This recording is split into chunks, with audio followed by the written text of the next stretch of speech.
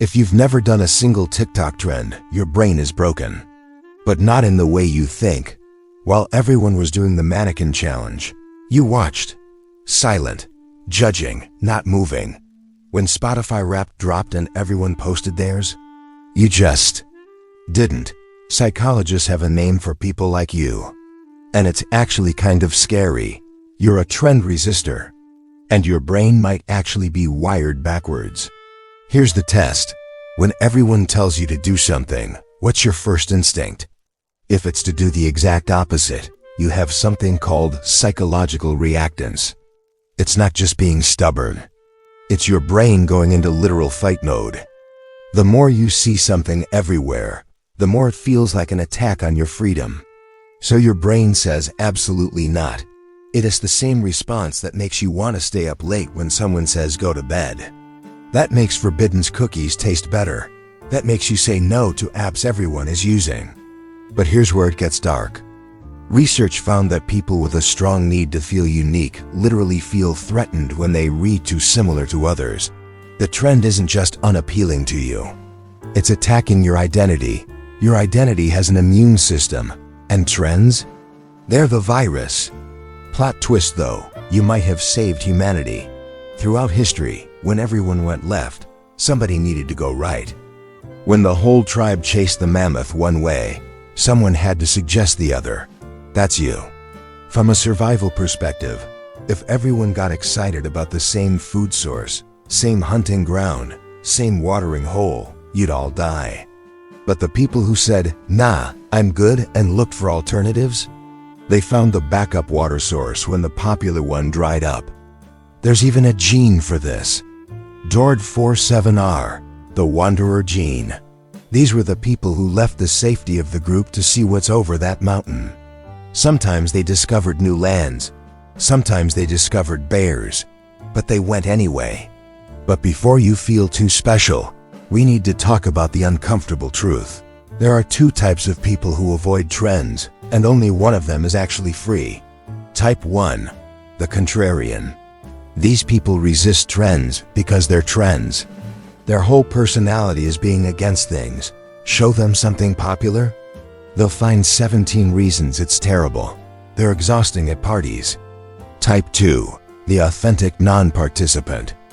These people operate on a different wavelength. They're not against trends.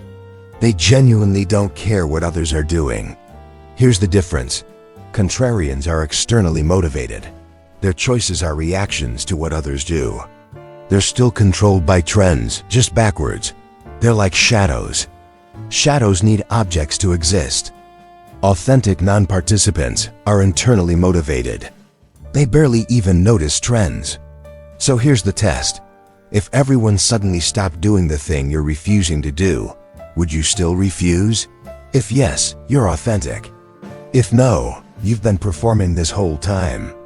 And here's what nobody wants to admit. If your first thought when seeing something popular is that basic or sheep mentality, congratulations. You're not free from trends. You're defined by them. You've just chosen opposition as your aesthetic. You think you're independent, but you're literally shaped by what you're rejecting. Now let's talk about whether you're actually happier. On one hand, trend resistors report higher satisfaction with their choices.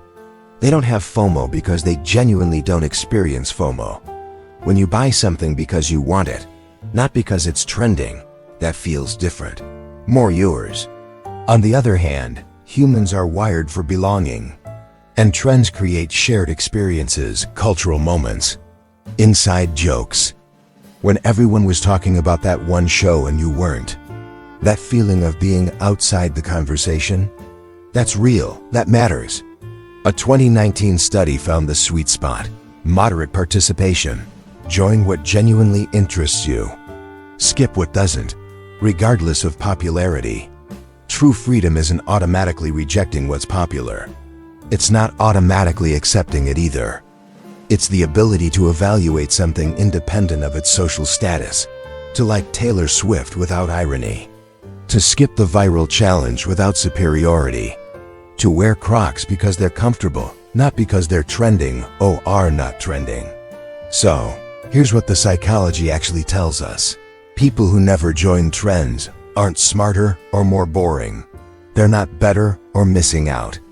They're just wired differently. Some brains are tuned to social signals. What's popular, what's new, what creates belonging. These people aren't shallow. They value community.